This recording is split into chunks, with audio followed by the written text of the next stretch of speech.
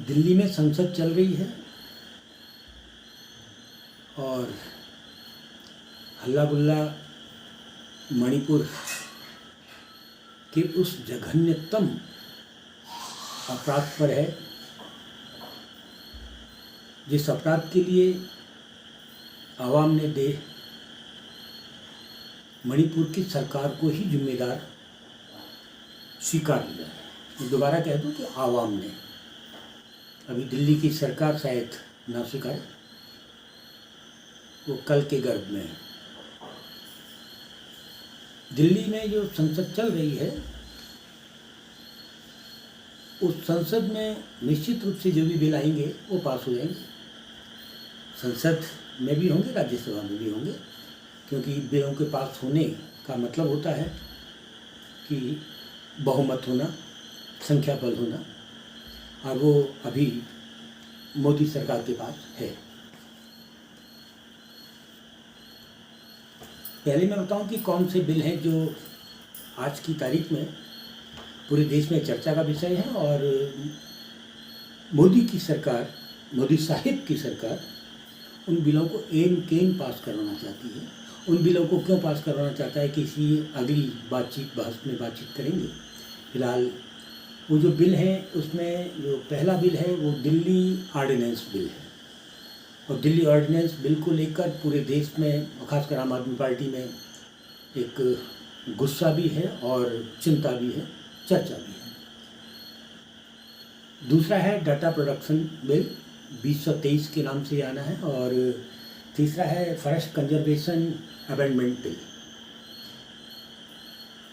ये तीनों बिल ऐसे हैं जो कम से कम आज जो एकेडमिक क्षेत्र है भारत का और जो डेमोक्रेसी को मजबूत देखना चाहते हैं और चाहते हैं कि बहुत बड़ा कब्जा कंपनियों का या पूंजी का लोकतंत्र में ना हो जाए, वो लोग इन तीनों बिलों के खिलाफ हैं और बहुत बड़ा विरोध, मैंने पहले कहा एकेडमिक रूप से जो एक बुद्धिजीवी वर्ग है उसमें इन तीनों बिलों का बहुत बड़ा विरोध मौजूद है। इसके अलावा दो बिल और हैं जिसकी चर्चा छोटी सी यहाँ, थोड़ी सी देर यहाँ होनी चाहिए। एक है IFM and world bank bill और उसके बाद दूसरा है mines and minerals development bill. Mines and mineral development bill जो है उस पर भी बहुत ज़्यादा बहस हुई है और आवाम, देश जो भी इन बिलों को समझता है, जो बिलों की चीज़ों को, बिलों के इतिहास भूगोल को, उसके पीछे की पूरी एक दुनिया को समझता है, वो लोग इन बिलों से चिंतित हैं और डरे हुए हैं। एक सवाल है, संसद का सत्र चल रहा और इसी सत्र में ये बिल पास हो गए।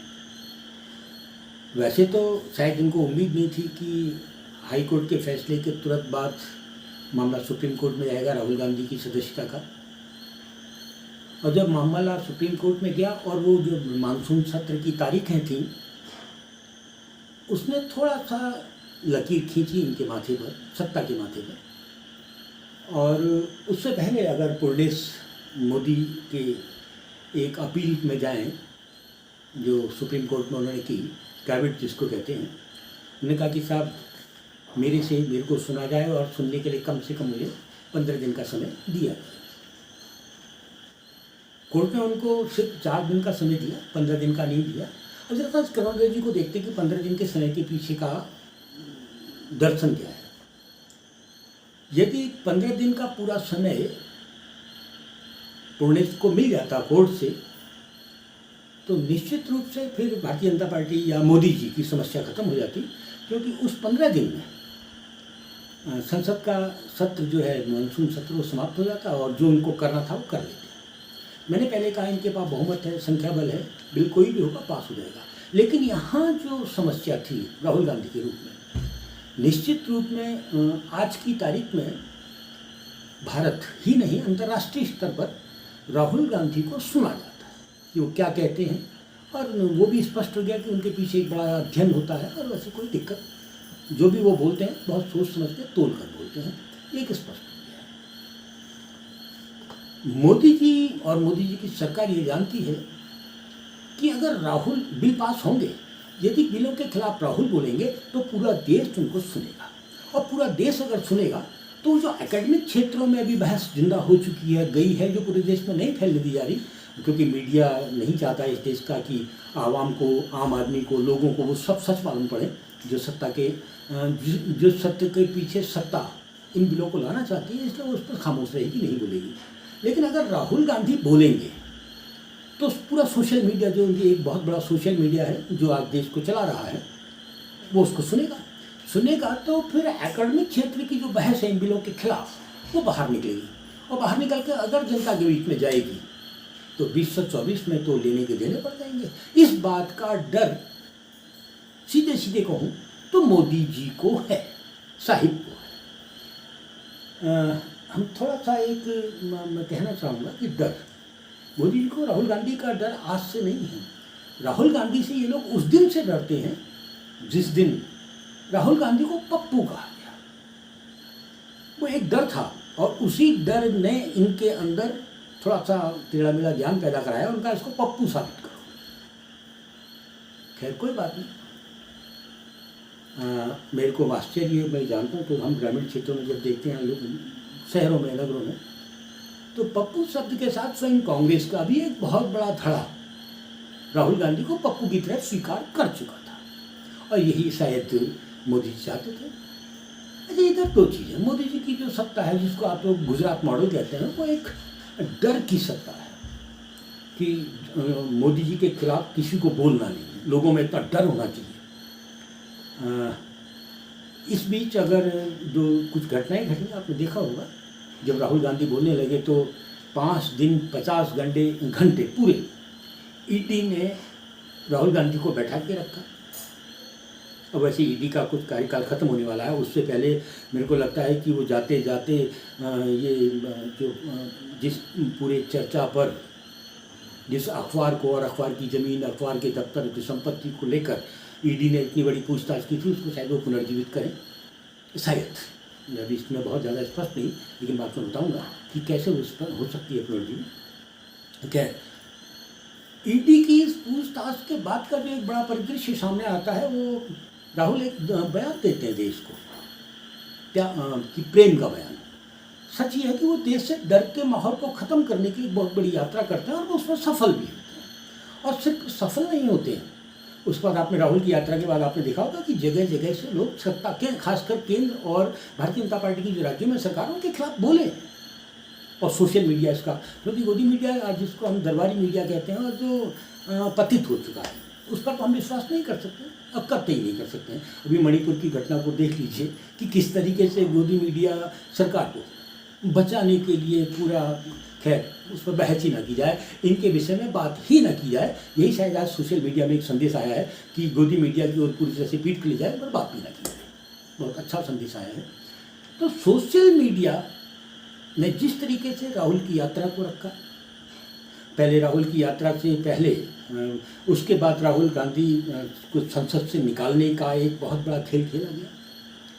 राहुल गांधी को संसद से निकालने से पहले का अगर एक छोटा सा लाइन देखें तो वो ब्रिटेन गए थे, वहाँ उन्होंने वार्ताएं की थी, बातचीत की थी, प्रेस से बातचीत की थी, और उससे एक बड़ी घबराहट भारतीय जनता पार्टी, खासकर मोदी का जो धड़ा है, मोदी साहिब का, उस धड़े में एक घबराहट पैदा हुई थी।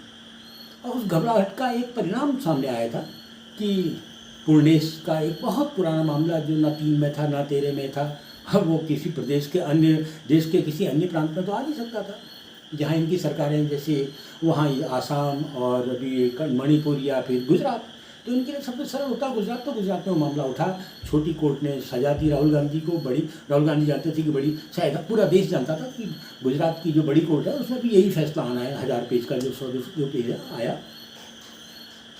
तो जैसे ही मामला सुप्रीम कोर्ट में गया, तो फिर, क्योंकि आज की तारीख में सुप्रीम कोर्ट ने जो बहुत ज़बरदस्त फैसले लिए हैं, और बहुत अच्छे लोकतंत्र की रक्षा के लिए जो सुप्रीम कोर्ट ने फैसले लिए हैं, उसका डर तो शायद मोदी साहब को होगा ही, साहिब को होगा ही होगा। वो भी उसको देख ही रहे होंगे, राजनीतिक हैं, देश को चला रहे हैं। तो फिर पुण्य मोदी सामने आते हैं, कहते हैं नहीं साहब, मैं 15 दिन का टाइम देंगे, यानी कि वो चाहते थे कि ये जो मानसून सत्र है उसमें राहुल गांधी संसद के अंदर ना आ जाए। यदि 4 तारीख को सुप्रीम कोर्ट को लगता है कि गलत हुआ है तो राहुल गांधी संसद के अंदर होंगे, निश्चित रूप से होंगे, कानून की ताकत से, संविधान की ताकत से होंगे। तो राहुल गांधी अगर अंदर होंगे और वो इन 4, 5, 6 बिलों के खिलाफ अगर बोल गए, मणिपुर के खिलाफ तो बोलेंगे ही बोलेंगे, निश्चित रूप से मणिपुर तो बोलेंगे ही बोलेंगे, जो मणिपुर में आज पूरी दुनिया बोल रही है। मैं फिर कहूँगा कि भारत में गोदी और दरबारी मीडिया को छोड़कर जो शेष विश्व बोल रहा है, भारत के गोदी और दरबारी मीडिया के इतर जो शिष्य पूरा विश्व बोल रहा है, वो तो संसद में उठाएंगे। और मेरे को लगता है कि संसद में मणिपुर को लेकर विपक्ष क्या बोलता है ये देश सुनने के लिए तैयार भी होगा, तैयार ही नहीं होगा, क्योंकि गुस्सा तो पूरे देश में है। हम अभी देखें कि पूरे देश में महिलाएं, अलग भले संगठित रूप से नहीं है, अलग अलग क्षेत्रों में पूरे देश में महिलाओं में जो एक ज़बरदस्त गुस्सा सामने आया है, वो सीधे साहिब से इस्तीफा मांग रही है। तो एक तो मणिपुर पर वो बोलेंगे, दूसरा ये जो बिल है, खतरनाक बिल है। अभी आपको मालूम है किसान बिल आया था, ज़बरदस्ती आपने थोपा और उसके बाद आपको वो बिल वापस लेना पड़ा। भले ही इसमें 700-800 लोग मर गए, शहीद तो जब जन क्रांतियाँ होती हैं तो शहीद होते हैं। वैसे इन लोगों को मरने मारने से फर्क नहीं पड़ता। एक शब्द अभी तक मणिपुर पर नहीं बोला गया। औपचारिक रूप से ये मान चुके हैं 1000 से अधिक लोग वहाँ मारे जा चुके हैं, और जो शिकायतें अंदर से छन के आ रहा है तो बहुत बड़ी संख्या, बहुत बड़ी आ रही है। खैर उसमें भी हम नहीं जाते। लेकिन अब यहाँ सवाल कि यदि 4 तारीख को सुप्रीम कोर्ट फैसला ले लेती है कि नहीं, राहुल गांधी के पक्ष में आ जाता है और संसद ने जो कार्रवाई की उसके खिलाफ आ जाता है, तो निश्चित रूप से राहुल गांधी संसद के अंदर होंगे। और संसद के अंदर राहुल गांधी बोलेंगे तो अब उसको भारत ही नहीं पूरा विश्व सुनना चाहेगा, क्योंकि आपने हालात ऐसे बना दिए हैं। खैर ये तमाम चीज़ें थी जो आज मैं आया था आपको लेकर। मैं सिर्फ इतना बताना चाह रहा था कि राहुल गांधी ने देश से यात्रा के दौरान कहा, डरो मत, प्यार करो, प्रेम बांटो। और आज फिर 2 ताकतें आमने सामने हैं। राहुल गांधी महात्मा गांधी के रूप में सामने हैं, वो महात्मा गांधी के तौर तरीकों से, और वो साफ कहते हैं कि मैं इस देश में जो लोकतंत्र खतरे में है उसको बचाना चाहता हूँ। दूसरी तरफ सावरकर सामने हैं, गोडसे सामने हैं, गोडसे के रूप में सावरकर। तो 2 ताकतें आमने सामने हैं। एक तरफ अहिंसा का संदेश लेकर खड़े हुए महात्मा गांधी हैं, तो दूसरी ओर महात्मा गांधी की हत्या करने वाला जो समूह है, देश है, वो सामने है। इन दोनों के पीछे अपनी अपनी ताकतें हैं। राहुल गांधी के पीछे भी ताकतें हैं। अभी जो नाम आया है वो इंडिया, आपत्ति हो सकती है कई लोगों को राहुल गांधी के पीछे, लेकिन यहाँ अभी एक लाइन बहुत अच्छी आई है जो दो तरफ से देख ली गई है।